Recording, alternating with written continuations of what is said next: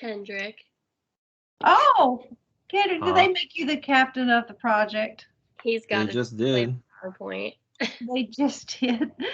Okay, so I'm going to turn it over to you. Thank you. The recording has started. Whoever did that, I appreciate it. So Kendrick, your group can take it away. Remember, everybody has to participate in order to get the grade. And the other thing is to remind students that just please go ahead and send me a copy of the PowerPoint. That'll be fine because I have to file those, all right, in my files. All right, so, and plus I use them when I do your grading score. I have to look at them and make sure that I'm reading them and those types of things. So be sure you send that as soon as you get an opportunity today, okay? All right, let's talk about safety. That's on chapter 14. And by the way, class, what I'm planning on doing over the weekend or even before, depending on my schedule tomorrow, is that I'm going to go ahead and do a voiceover for chapter 14 since we're not going to cover that in class. But I would like to go ahead and do like a little voiceover for you for that chapter to bring out some really important points that you need to be aware of. So you'll be receiving that within a couple of days as well. All right, Kendrick, it's all yours.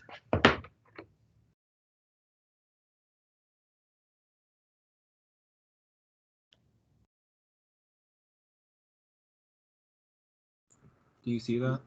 Uh-huh.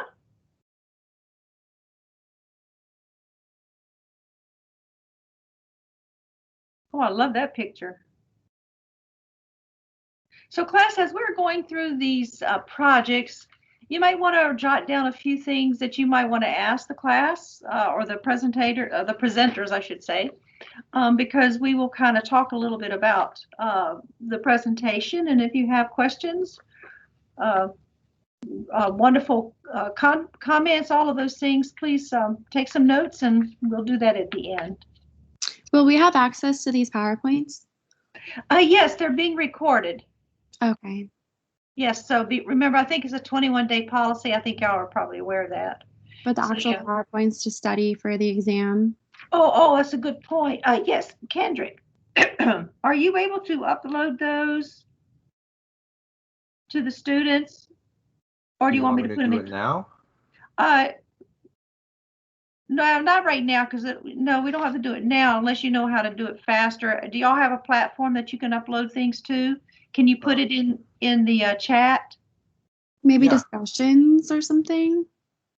I'm sorry, what'd you say, Taylor? Maybe discussions on Canvas so we all can like have access Yeah, see if you could do it. I think that's what we did last time, come to think of it. I think a student suggested that. So if you see discussions in Canvas, that would be perfect. It doesn't have to be now, just so we can like study for right. Too late. Too late. He's working on it. So, by the way, Kendrick in class, if you're going to put them in Canvas, that would be great, and I will pull them from my file, so you won't have to send it to me on an email. How's that? Sounds good. Yeah.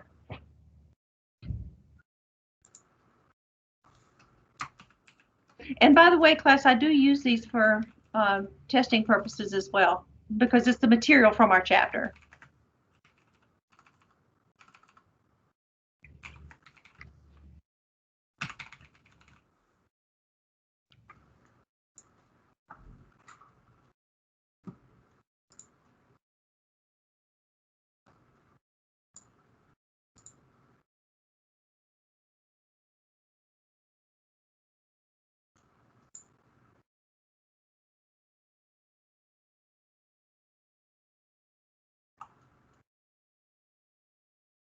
Okay, I already posted it. It's on discussions. Thank you so much. And that's where I'll pull those files then, so you don't have to send them. Great. Awesome. Great idea, class. Do you still see the PowerPoint right now? Uh-huh. I do. Perfect. All right. All right. Our group's doing environmental safety and function.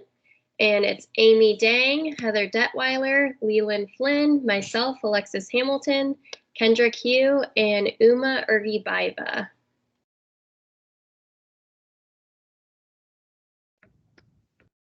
Okay. Hi, guys. We're going to talk about age and safety. So as humans, as they age, many factors affect their health on molecular and cellular levels that lead to gradual decrease in physical and mental capacity and increased risk of disease and potential death. So many physical and psychological factors affected older adults' health and well-being. These include decrease in immunological responses, hearing loss, visual disturbances, and many more conditions. So various changes are influenced by such factors as genetics, environment, diet, health, stress, and lifestyles. Older persons' risks are increased by age-related factors that reduce their capacity to protect themselves from different factors and increase their vulnerability to safety hazards. Older adults have decreased lean body mass, decreased total body fluid, loss of cartilage, thinning vertebrae, reduced bladder capacity, reduced muscle mass, strength and movement, slower response to change in balance, and their hypothalamus is less effective to temperature regulations. High prevalence of chronic diseases cause older persons to be highly susceptible to infections. Those infections include pneumonia, flu, gastroenteritis, UTIs, and endocarditis. Next slide, please.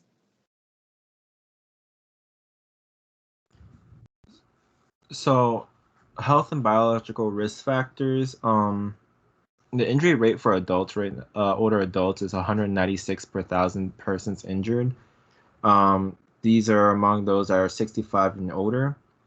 Older women have higher rates of injury than the other age group, whereas the older men have lower rates of injuries.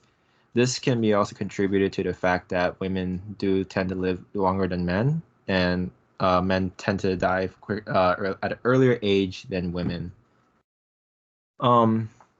Accidents are the sixth leading cause of death for older adults, with falls being the leading cause of injury-related deaths. So this can be contributed to just aging, bone density decreasing, and the amount of medications that many people might be on.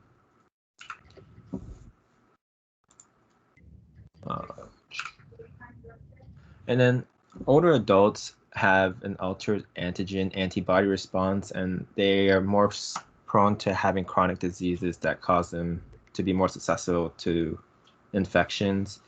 So as Uma stated, like, older adults are more prone to have gastroenteritis, endocarditis, and also UTIs. Pneumonia and influenza is the fourth leading cause of death in older adults. This is just because of the altered antigen and antibody responses. Older adults also account for more than half the reported cases of tetanus, endocarditis, and cholelithiasis, and diverticulitis. And polypharmacy is another risk factor. It's a huge issue with the amount of drugs that's being prescribed to the older individuals. It can cause risk to safety due to adverse effects of medications and the medication interactions with each other.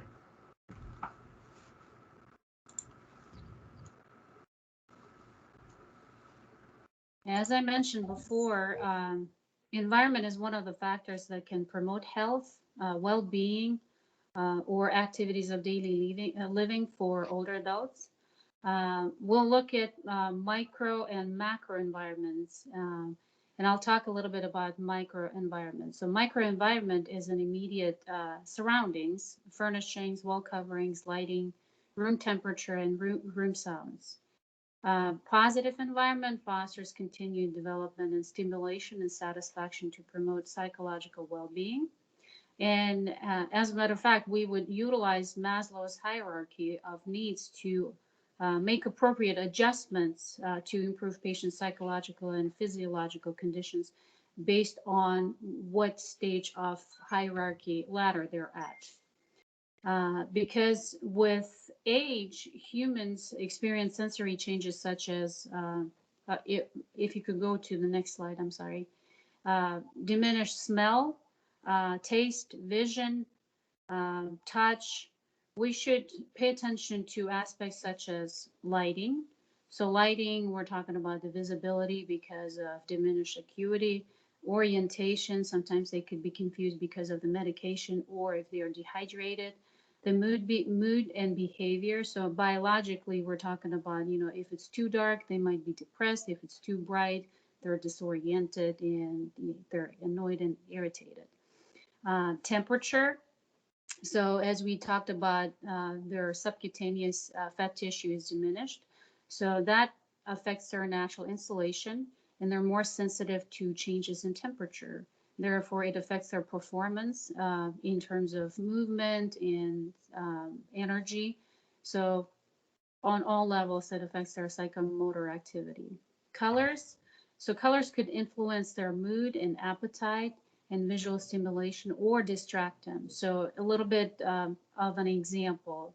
Because of their altered depth perception, if you're using carpeting with some sort of psychedelic or intricate pattern, it could kind of create the visual disturbance, which is already there, where they could feel dizzy, especially coupled with the alteration of equilibrium.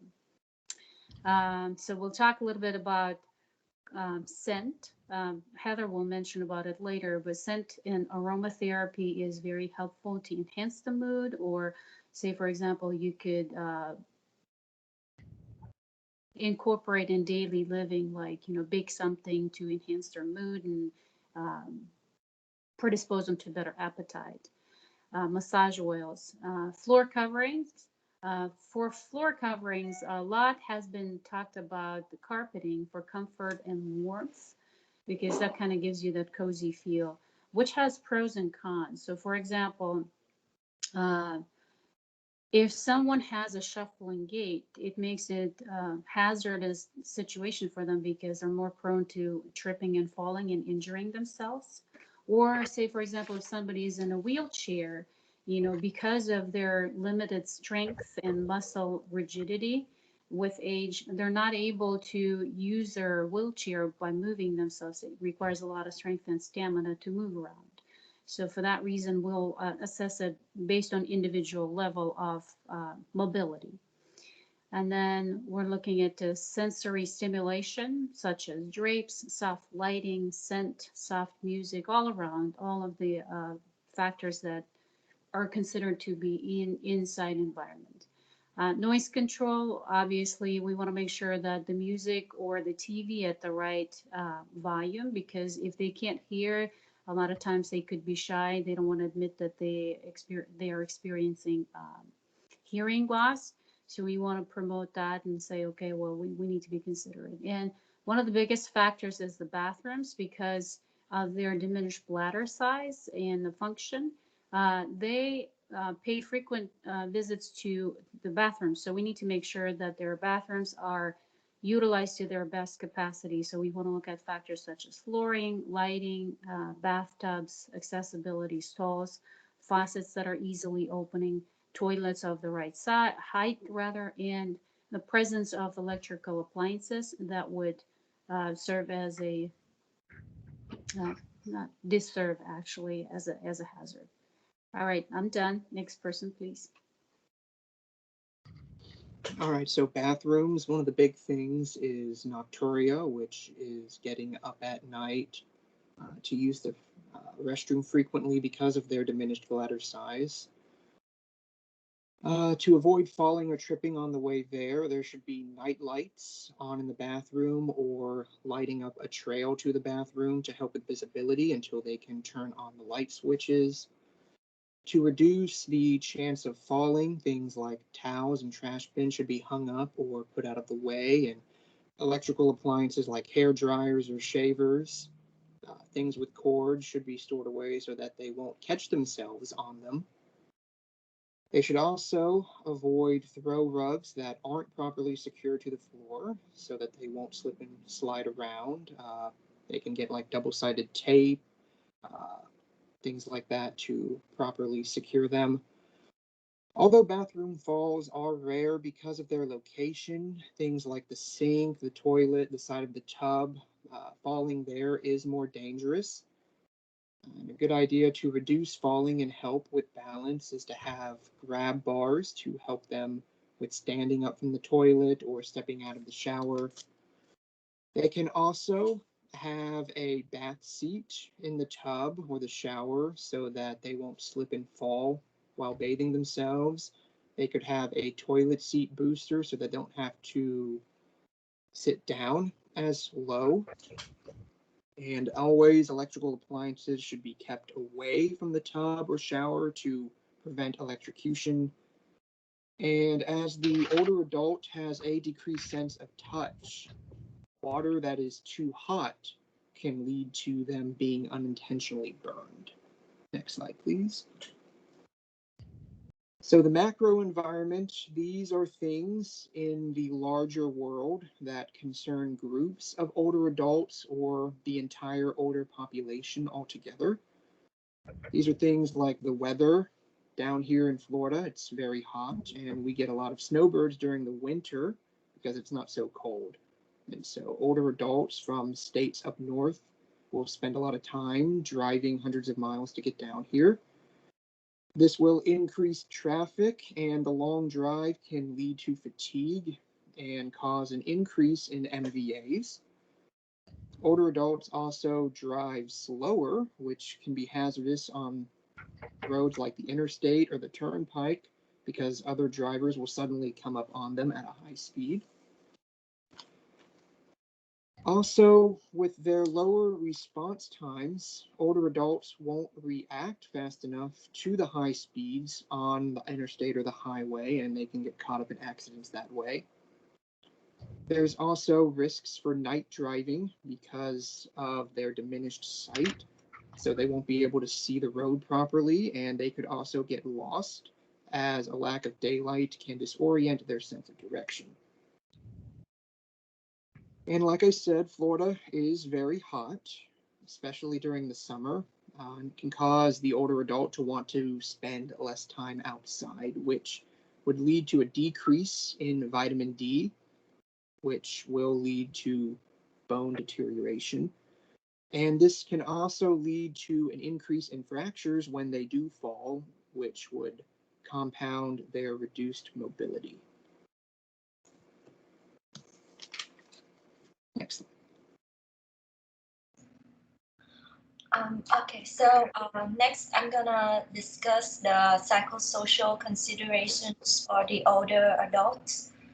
So the living environment of an older adult are to some extent influenced by various psychosocial factors.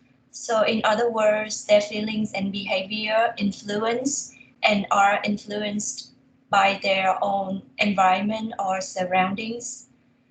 And like everyone else, older adults, they need space for privacy. And if this need of them can be fulfilled, they are able to feel more happy and more at peace. However, when they are dependent or ill, this need can become more difficult to achieve, and invasion of privacy and personal space can happen in an institutional setting or home environment. Next, please. So it is very important that we as caregivers realize and respect this need for privacy through several basic measures. We can define specific areas and possessions that are of the older individuals, such as we can like recognize the side of the room or the room in the house that they like. And we can also provide privacy areas for periods of solitude. We can also request permission to enter personal space.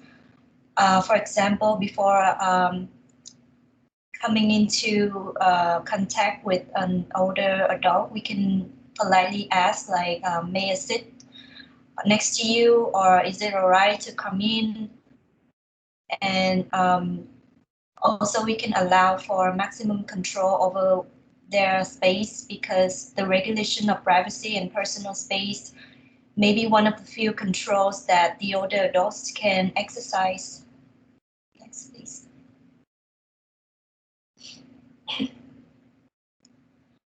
So we all know that the problems with falls are very significant among the older population. And studies have shown that 35 to 40% of people who age 65 years and older experience a fall each year. And also falls are the leading cause of fatal and non-fatal injuries in the older population.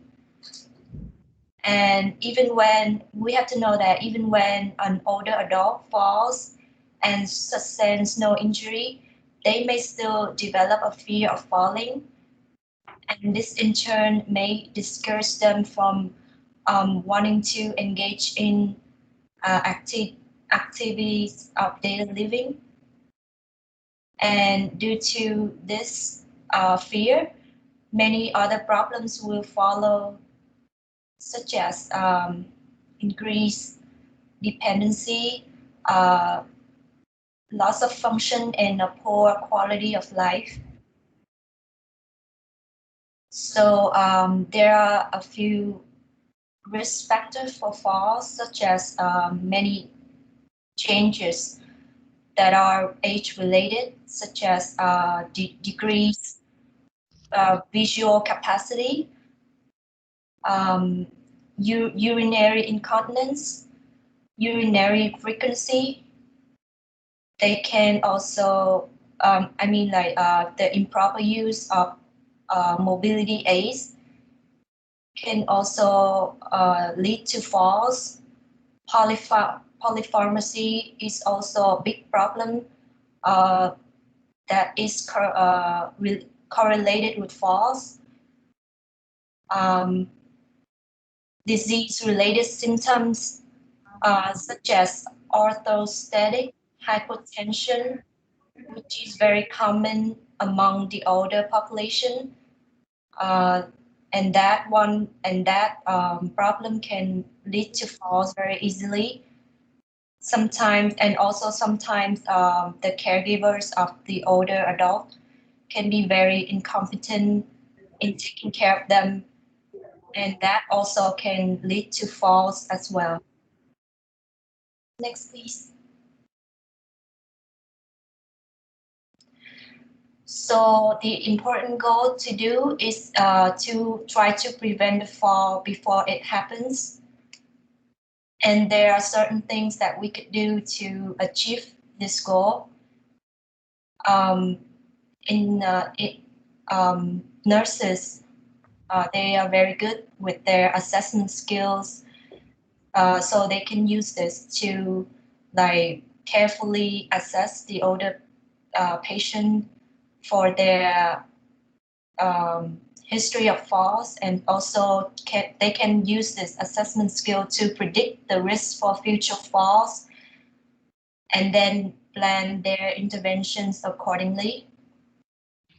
Here are some recommendations for fall prevention.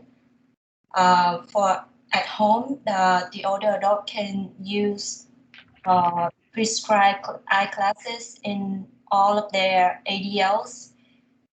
They can be advised to know how to change position slowly.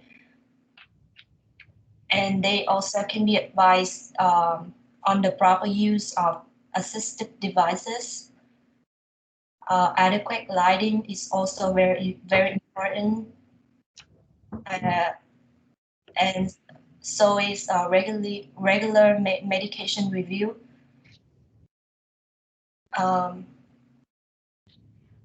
At the healthcare facilities, environmental hazards should be assessed and corrected in a timely manner. Nurses should always include an evaluation of the risk of falling in the assessment for the older adults. For example, the Hendrick 2 fall risk model is a short tool that is very helpful in assessing fall risk. And nurses should also know how to orient older clients to new environments and reinforce the importance of using safety measures during their stay at the hospitals. Next, please.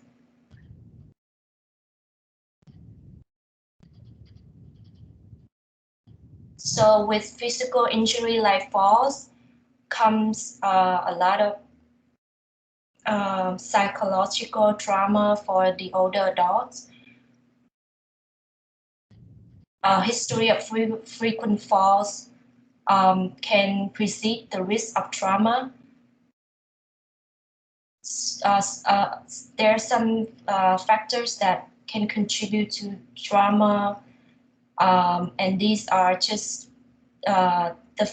these factors are just the same as, like can precede the problem for falls in the older adults. So overall, the goal of trauma prevention is that the patient will be free from falls or injury, and then the nurse will plan the interventions accordingly to the goal. Next, please. So this is just one question for the whole class. What interventions can you think of for the nurse to plan to address the risk of falls and trauma in the older client? Discourage the use of area rugs. Assess the risk of injury to patients, just assessing mental status and gait. Assess the entrance to their home, like steps and other hazardous. Those are very good recommendations. Next, please. Yeah. So these are some of the interventions that we can do as nurses, and you can find more in the highlight 14.1 in the book. Next, please. I'm done. All right, reducing hydration risks. Our thirst perception declines as we age, thus making it more difficult for older adults to achieve an adequate fluid intake. In some situations, a decreased mental capacity inhibits the ability to respond to the thirst perception. With age, intracellular fluids are lost. This results in a decreased amount of body fluid composition. In younger adults, approximately 60% of their body weight is water. And in older adults, only 50% of their body weight is water. I'm sorry. This reduces the margin of safety for fluid loss in the elderly population. A reduction in fluid intake or increased fluid loss would only be a minor problem for a younger adult, but would be life-threatening for an older person. Sometimes a self-imposed fluid restriction is a means of managing urinary frequency in the older adult population. Adequate fluid intake can be difficult for older adults, particularly if they are physically or mentally incapable of maintaining proper fluid intake independently. An individual that is experiencing pain may have a lack of motivation to drink properly, and dehydration can result. The experience of chronic or unrelenting pain can cause a person to become depressed, hopeless, and spiritually distressed, which can lead to a lack of overall motivation to drink proper amounts of fluids.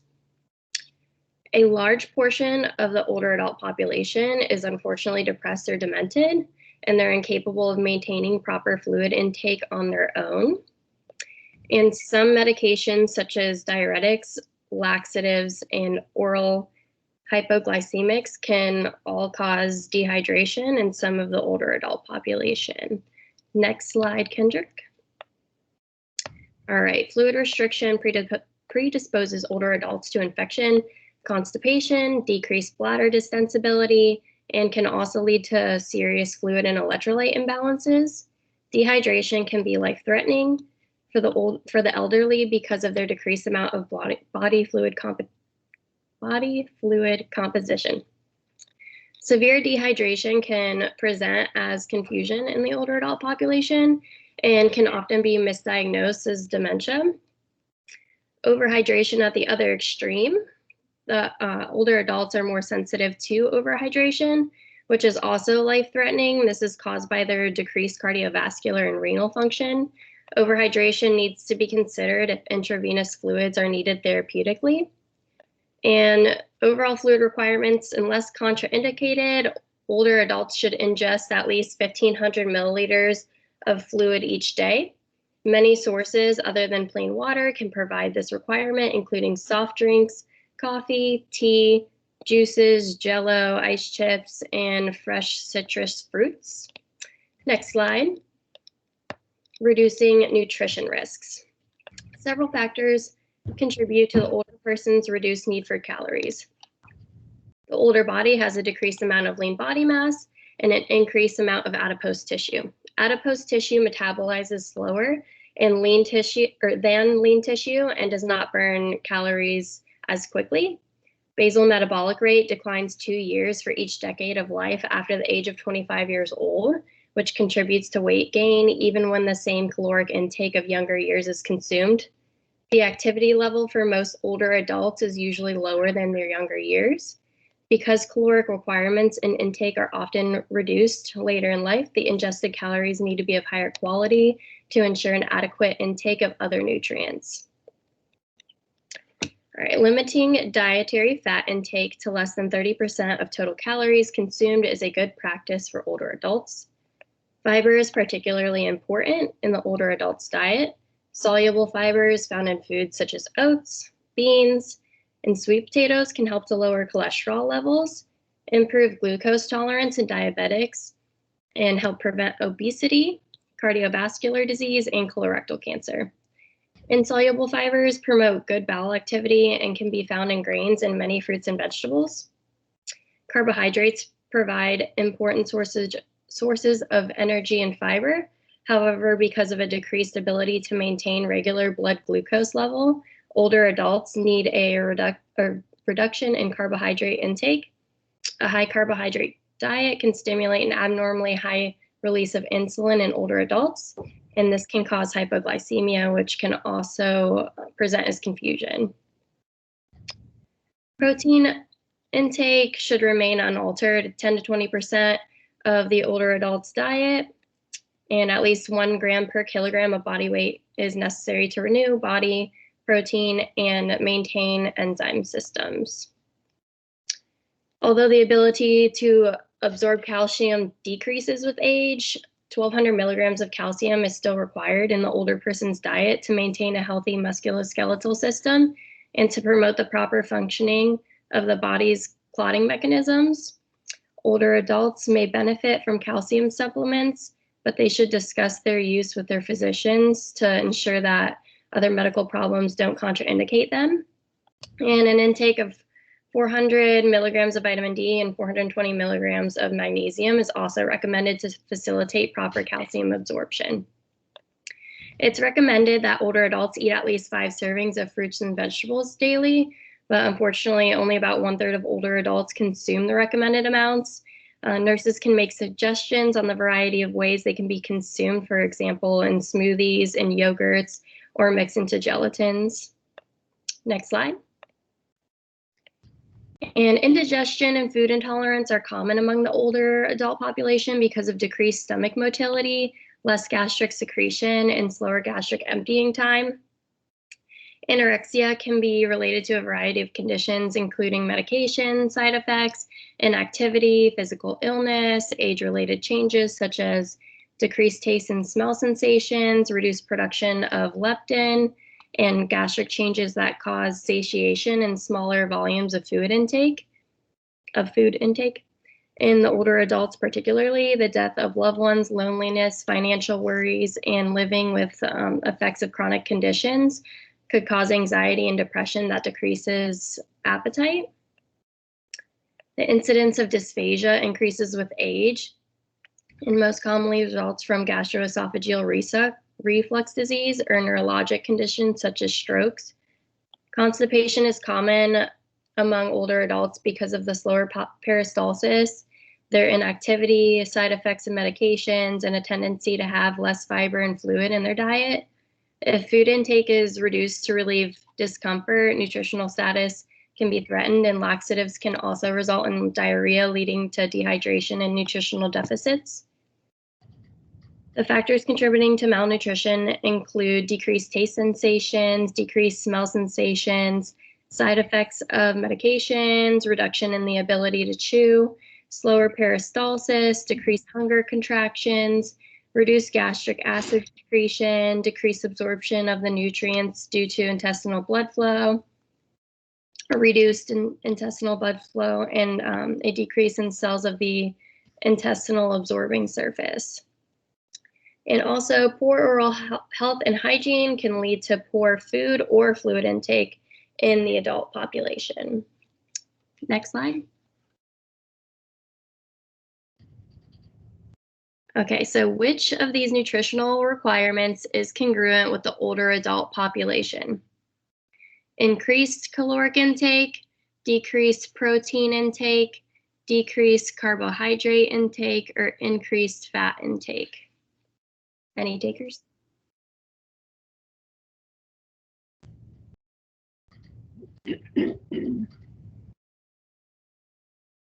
Alexis, you can be the teacher and just call on someone. All right, let's see. Who do we got in here? Is it B? Gero? Sorry, let me go here. Is it B? No. Hmm. Good guess, though.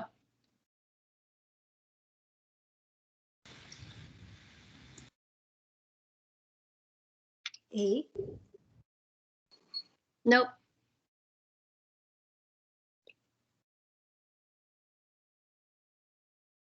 D? D? C. C. It's C. Next slide. Okay, so they need a decreased caloric intake.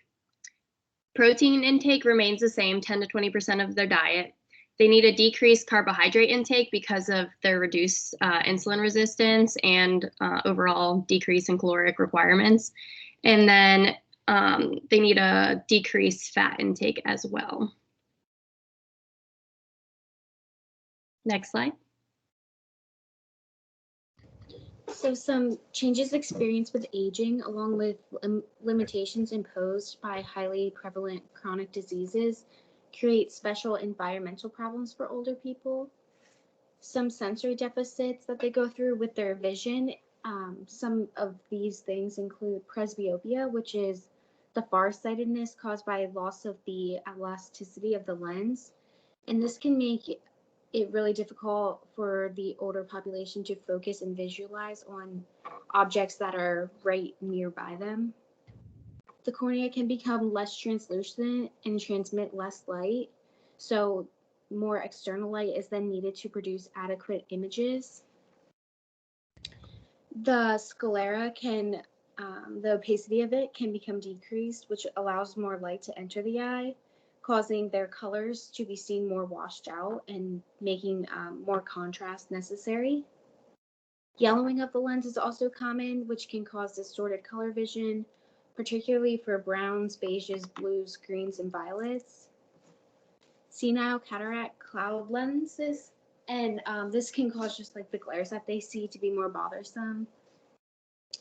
Macular degeneration is an eye disease that gradually gets worse, and it's actually the leading cause of severe permanent vision loss in people over the age of 60. And macular degeneration is basically when a small central portion of the retina called the macula wears down, and this makes vision more difficult and more magnification is then needed. Senile miosis is when the pupil size is reduced, which is caused by atrophy of the muscles controlling dilation of the pupil, which restricts the amount of light that reaches the retina, and this causes slower light to dark accommodation. And then older people can also experience decreased visual field, which makes their peripheral vision narrower. So when approaching these people, they should always be approached from the front rather than the side so that you don't startle them. Some sensory deficits for hearing and smell. So for hearing, something called presbycusis is a common problem that is linked to aging, and it's basically just the gradual loss of hearing in both ears, which makes like normal sounds distorted. And oftentimes they become dependent on a hearing aid, which then could amplify all of the environmental sounds. Some smell things that they might go through is just reduced olfaction or reduced ability to smell in general, or to differentiate between different smells.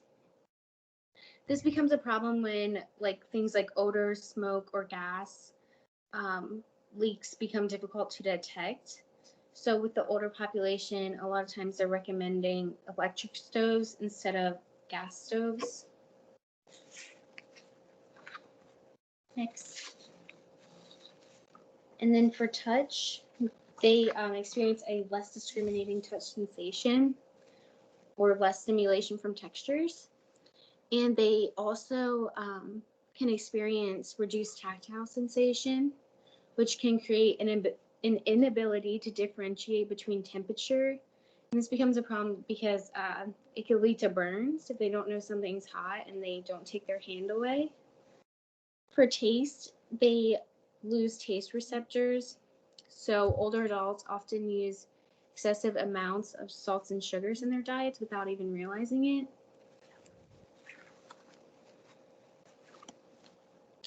Different areas to stimulate some sensory stimulation. So you can kind of make different areas in the person's living space to please them and stimulate the senses. So you could do this by having textured wall surfaces, soft blankets and spreads, differently shaped and textured objects to hold. You could do wall hangings, plants, and freshly cut flowers. It is believed that if the older population can smell their coffee brewing or food cooking, particularly in the nursing home, then they could significantly improve their appetites. Other things such as perfumes and oils can also help with scent. And then birds to listen to or animals to pet. So a lot of places are doing animal therapy, and then some soft music as well. If the patient is bedbound or has limited opportunities, then the nurse or caregiver needs to provide special efforts to increase their sensory stimulation. So this could be done by regularly changing what is hanging in their bedroom. Libraries and museums are offering a lot of free artwork that they can loan out. And then things such as sensory stimulation boxes where they can kind of reach in and have a whole bunch of things right in their bed, basically to stimulate those senses. So the nurse's role in health promotion, just a few ones that I thought were really important from the chapter.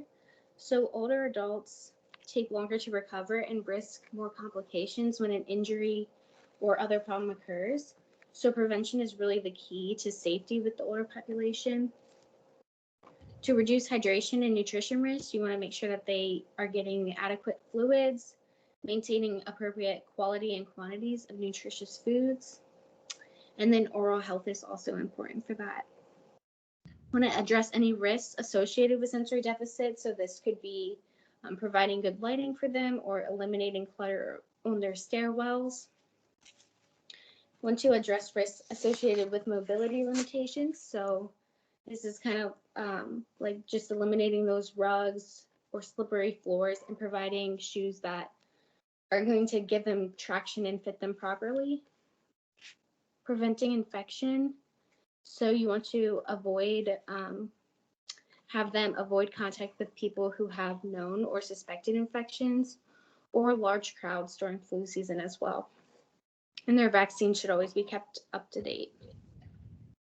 You want to caution them on medication use. So they're, like we talked about earlier, is like polypharmacy with this age group. So it's really important that they know the proper use, side effects, and interactions of everything that they're taking, as well as to be advised in the discreet use of like over-the-counter drugs. Want to educate them on how to avoid crime. So just by using like reasonable discretion when traveling alone or at night. And they should also use caution when negotiating contracts and seek advice of family members or professionals. And then last but not least, promoting safe driving. So their continued ability to drive safely needs to be constantly evaluated because things can change for them daily. And it may be useful to restrict driving to daylight hours, non-congested areas, and areas with good weather.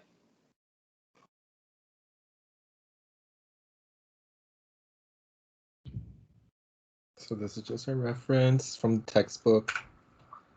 And any questions? No? Okay. Well, we also have a Kahoot. So I'm just going to pull that up really quick.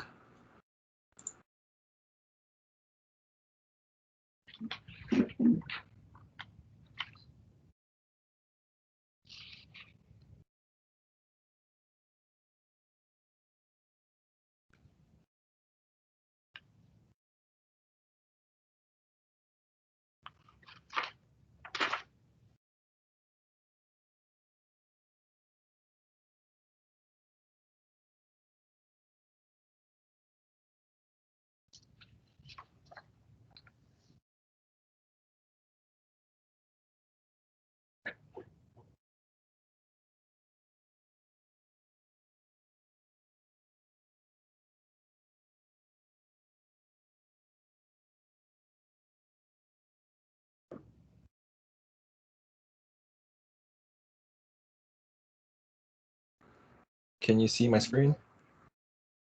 Okay.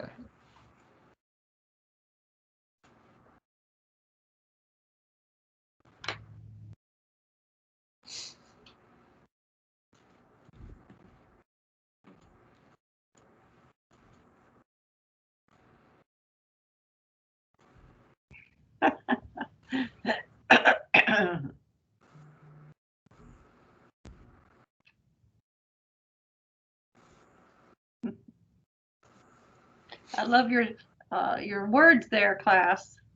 Senioritis, tired. Yeah. Ready for a nap. Okay. Somebody's counting the times down. Yeah.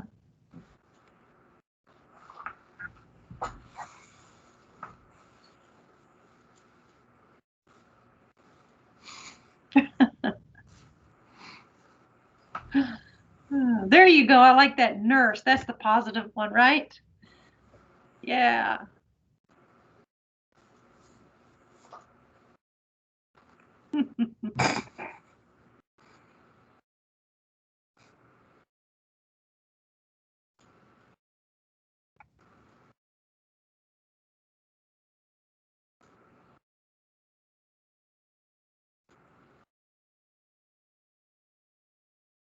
Any more?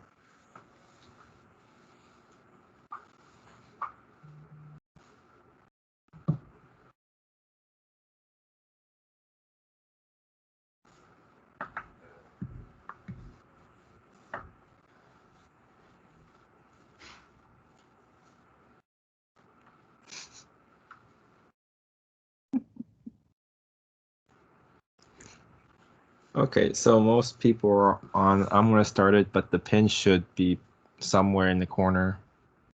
But yeah.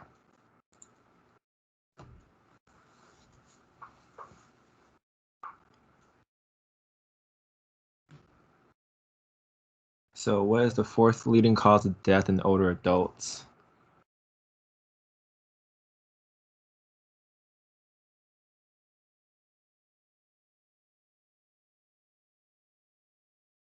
Yeah. So the fourth leading cause of death is influenza and pneumonia.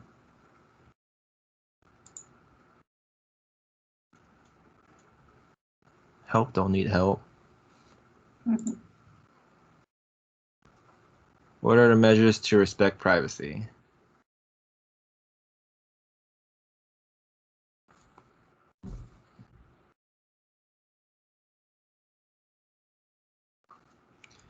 Yeah, I did throw a quick one in there, but yes, define, provide, request, and allow are the steps or what we need to do it and to ensure like privacy for the older adults.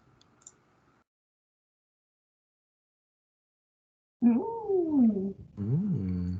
Yeah, somebody has a rain cloud there. What are the risk factors for falls?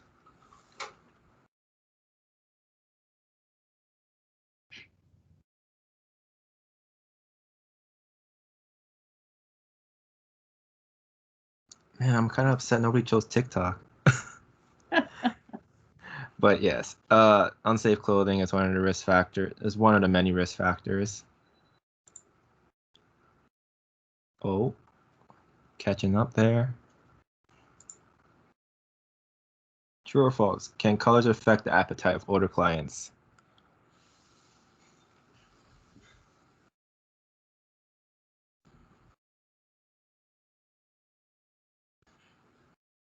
True. So color, aroma, lighting, these are things that can affect appetite overall. So you want to present with more colorful options, a lot of, yeah, just a bunch of different colors, like different veggie colors and stuff like that.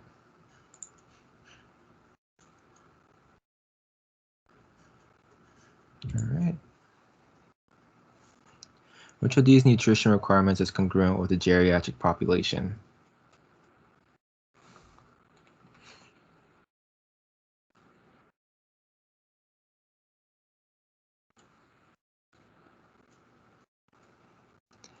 Yeah. So, with a decrease in carbs, there's also a decrease in fat intake as well.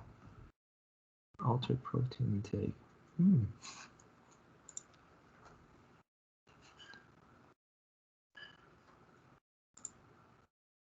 True or false? Older adults do not lose their sense of taste.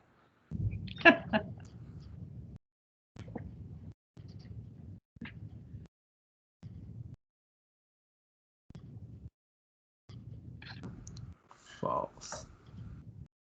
Yeah. They do. They do not lose their sense of taste, but they do have like a diminished sense of taste. So that also, so as Heather said, like they can tend to over salt or over season their foods.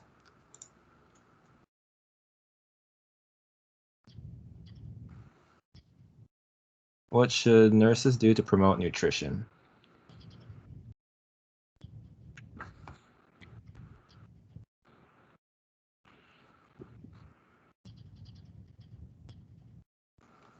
Yeah, most people got this one.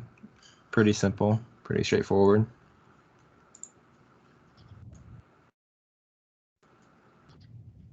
Okay, and the last one.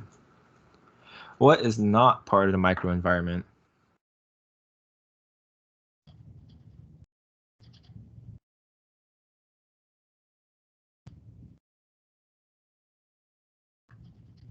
Weather, yeah.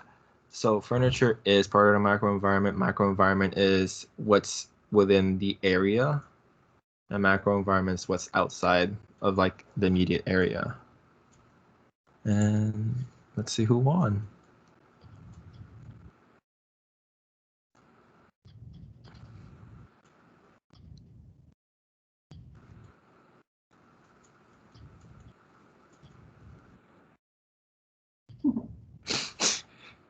All right. Whoever is help obviously does not need help. But that's all that we have. Okay. Did you get your clinical case study involved in this? It's part of the presentation where you take a clinical case study and present that clinical case study and incorporate what you've learned in this chapter to that patient.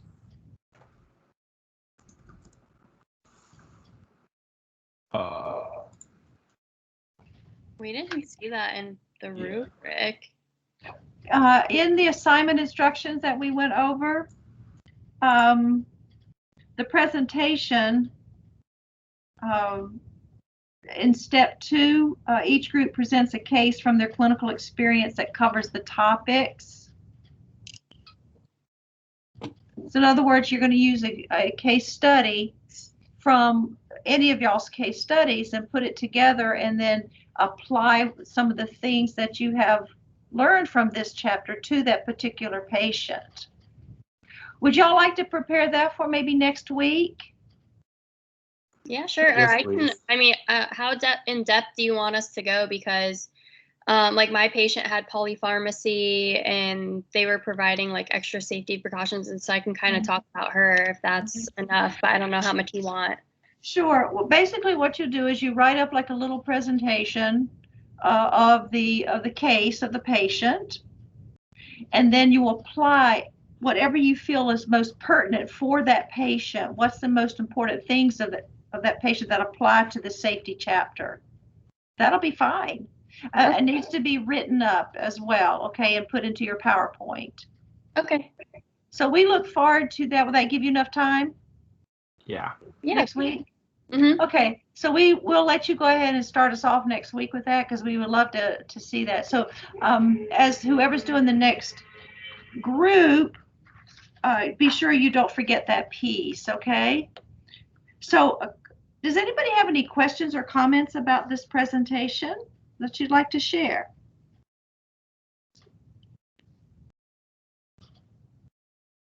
I thought it was really good to prepare us, like especially for the tests. I know you were saying you were going to do the voiceover for us, but I feel like they included like all the information from the chapter for us, which was really helpful. Absolutely. I thought it was a very in-depth presentation. Absolutely. Great comment. Y'all did good.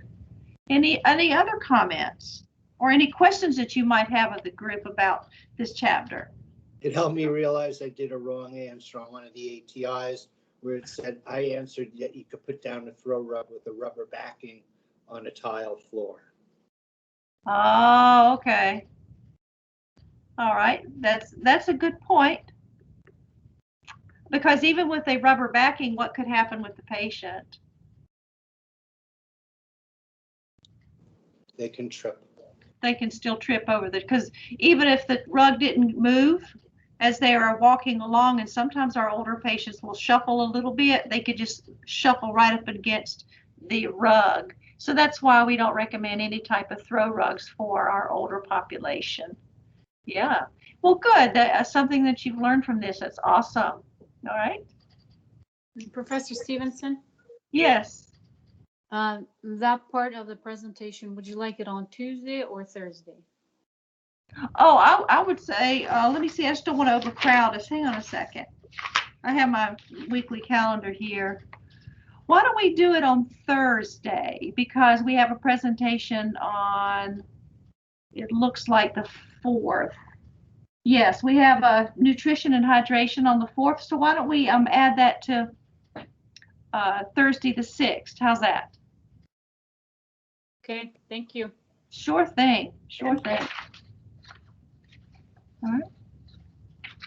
Any other questions or comments for your group?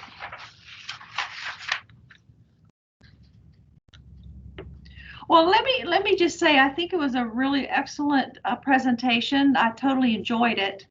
I liked the PowerPoint template. I think it was very soothing, actually. It had nice colors in it. And, you know, for older adults, those colors are also nice to have, and they're very pleasing colors. But I love the pictures. You were able to find pictures that really brought out the essence of what you were trying to say. So I really like it. I'm a graphic person. I like pictures. So for me, personally, I thought that was excellent on your part as well.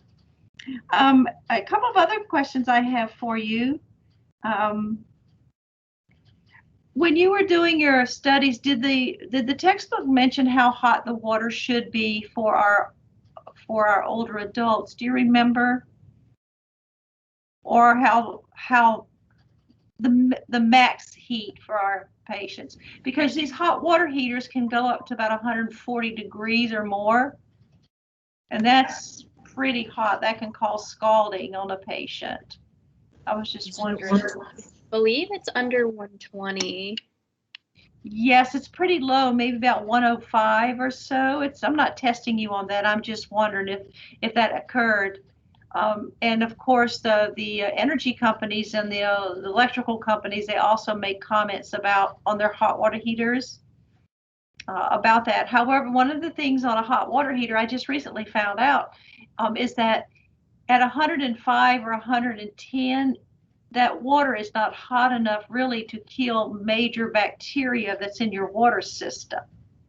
So, but for safety purposes, definitely from scalding and burning, you definitely want to be a little bit lower than 140, okay, or 125. All right. And the last thing I have, as you mentioned, traffic accidents. In your readings, or maybe when you were researching it, some of this material, have you had a chance to look and see the percentage of traffic accidents that are caused by the older population? That would be a very interesting question to ask, because I know that you mentioned that there is an increased risk for the older patient, but I was just wondering if there's a place that we could go to find that statistics, and I'm sure there's a highway transportation department, those types of things. So that would be an awesome question, because I'm kind of curious about that myself. All right. The CDC said about 7,700 people were killed in traffic accidents that were elderly, like 65 older. All right, about 7,700. Now, were they the cause of it? I don't know the answer to that. Okay. Well, I am really, really curious about that, because, you know, in Florida, there's a lot of traffic accidents, and maybe the Florida Department of Transportation may have some data that would be very interesting to see. So if anybody happens to find it, please share it with the class, or, you know, maybe next week, or email, whatever you'd like to do, because I think everybody would be kind of interested in seeing that. Okay. Overall, I thought it was excellent. It was very comprehensive. And maybe I won't have to do a voiceover, but I will anyway, because I want to make sure you get some things that I need to tell you as well. So good job. Let's give them all a big hand. Yay. I don't hear any claps, but I guess because the microphones are off. Okay. All right. There we have some. Good job. And we look forward to your case presentation next Thursday. It'll be fine. All right. So it's 12:04. You need a break. Come back at 12:15, and we're going to